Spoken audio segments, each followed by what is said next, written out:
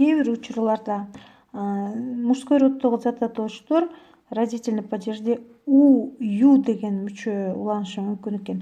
Биз айтып өтпөдүкпү, мужской роддогу сөздөргө а, я деген мүчө уланат. А кээ бир учурларда у, ю уланышы мүмкүн экен. Мисалга алсак, мына они сегодня очень рано вышли из дому. Алар бүгүн үйдөн абдан эрте чыгышкан. Мына бул ушул эле сөз, из дому дегенди мындай деп колдонсок да болот экен. Бирок ал мааниси жагынан кичине айырмаланат. Мына карап көрсөңөр, экөө тең эле из дому, из дома деген экөө тең эле багытты билгизип атат да, кыймыл аракетин. Бирок эмнесинен айырмаланат? Мына мисалда байкап көрөлү.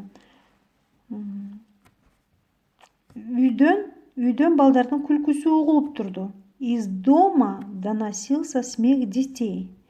Из дому деген жалпы эле үй тараптан келдим, үйдөн чыктым деген сөз.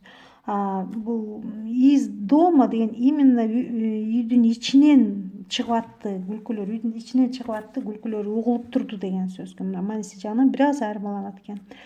Ошондой эле дагы карасак, мына в Токмаке все вышли на станцию, чтобы выпить чаю. Чего? Чаю деген ю деген мүчө уланып атат бул жерде. Кыргызчага отуруп көрөлү. Токмоктон чай ичип алалы деп баардыгы станцияга чыгышты.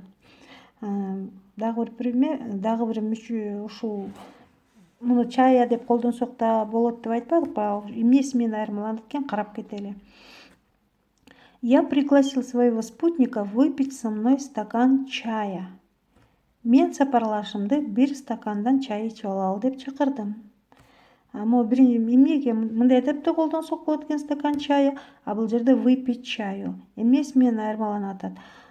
Чаю, выпить чаю деген бул негизи эле чай ичкенге дештир. Чай ичкенде десе бул только эле чайды ичүү деп түшүнүүгө болбойт. Мисалы, тамакка чакырса деле чай ичип кет деп коет да. Мына ошол сыяктуу бул жалпы эле мисалы тамак ичүүгө токтодук. Ошонун ичинде чайды да ичүүгө токтоду деген маанини берип атат.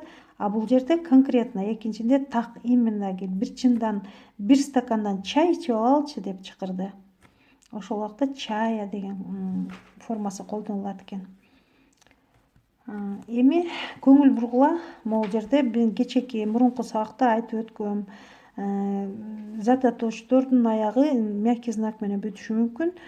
Бул мягкий знак менен бүткөн сөздөр орус тилинде женский роддо дагы, мужской роддо дагы болушу мүмкүн. Бирок бул жөнүндө кийинки сабакта айтылат. Кененирээк түшүндүрүп берем деген. Мына ошону көңүл бурсаңар, биз кантип ажыратат экенбиз. Мисалы, сөз день деген сөз бар, и тень деген сөз бар. Экөөнү тең эле карасаңар, день деген дагы ны анан мягкий знак менен бүтүп атат. Тень деген дагы ошондой эле ны анан мягкий знак менен бүтүп атат. А булардын кайсы мужской род экенин, женский род экенин кантип билебиз, кантип ажыратабыз? Деньди ошондо бул родительный падеждин формасына, родительный падеждин жөндөмөсүнө койгондо билинет экен.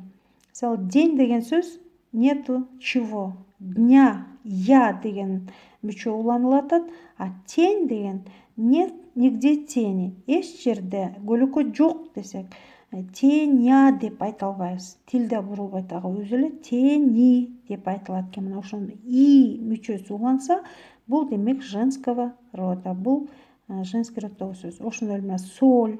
Соль чего мало? Мало соли. Соля деп дагы айта албайбыз. Соли. Деталь. Не хватает одной детали. Не хватает одной чего? Детали. Осень. Сентябрь — первый месяц осени.